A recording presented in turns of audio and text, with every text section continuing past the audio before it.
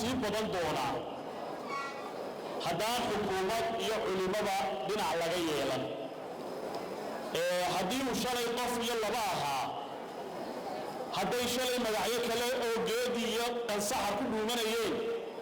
maanta waa soo badheelayaan oo iyaga taagtaagan bay doodaha gelayaan oo welina hebel yihiin marka taana maxaa inooga meel yaalla maxsaynu isaga celinaynaa saynu dadkeena u difaacaynaa caawa haddii ay halkan joogaan dhalintii saxwaddu hargeysa iyo dhulka soomaalida boqolkiiba 90 dhalinyaradu fikir ma sidaan way maran yihiin kuwa sekondariyada ka baxay kuwa jaamacadaha ka baxay markaa kolba waa ciddii hesha iyo weelkii laga helo ayay diyaar u yihiin markaa dareenadooda laga faa'iidaysanayaa caadifadooda la kicinaya haddii aad sooyaalkooda oo cabdibaasid ka warramayay ay dib u eegno oo buugana ku jirta sooyaaladay soo marayeen waa xilligii isboonaysa iyo galiiliye iyo ay kiniisadda iyo boqortooyada iyo tujaartu iska bahaysatay halkaa aad u fiirsada waa markayda saddexdaasi isbahaysteen ayay kuwani caroog noqdeen dhulka muu wareegaan mise erkaa wareega doodihii waxaa ku bilaabmay markii dambe dadkay xanxantaynayeen iyo dadka yaa la dareena maantana haddaan bulshadooda lala dareen noqon cid kalea caroogu noqon doonta markay dhibaatooyin ama siyaasiya jiraan kuwa dhaqaalo bulshada jiraan haddaan bulshada loo hadal oo minbarada masaajidada looga hadal cidda maxay heeday dabaahiyooda ka hadasha ama u hadasha ciddaasay dhalinyaradu raacaysaa yuusuf alqaradaawi waa markuu qoray bayaanul islaami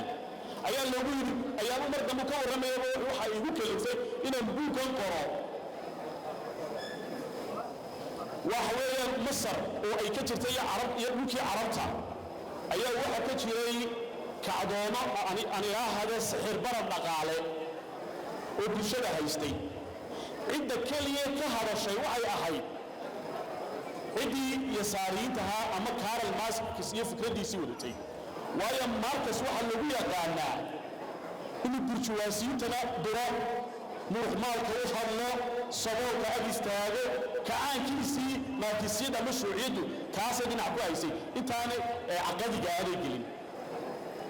marka haddaynan bulshada inagu aroogu noqon cid kale aroogu noqonaysa midda labaadee kale buug mar dambe noo falahaayo saddex musalsalo filmaanta Hollywood laga sameeyey ayaa waxa uu ka warramayay ilhaadka casriga iyo sida loo soo gelayo markaa wuxuu soo qaadayaa Yurub oo kale aan filayo buugana way ku jirtaaye